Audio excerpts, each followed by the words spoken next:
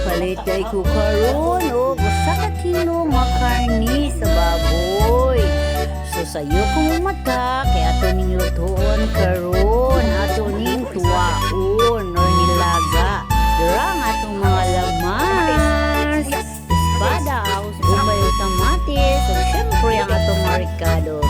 Napatay sa yuti o repolyo o kuryoso. Sumoni sa gul sa atong nilagang baboy karon ang mega amigo.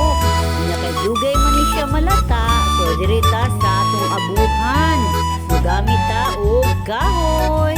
So dira ang atong sayuti o kuryoso ako nang ilunod sa akong nilagang baboy. So simple ra kayo ang atong recipe, no? Ang mega amigo. Inanaragyod ka sa yun. Dira atong nor cubes nga baboy. Syempre, di yun ni mawa ang atong asin. So, nigdayo na itong haon. Di kita kalimot. Ibutang na to ang daghan kayong repolyo para ang atong nilaga nga baboy.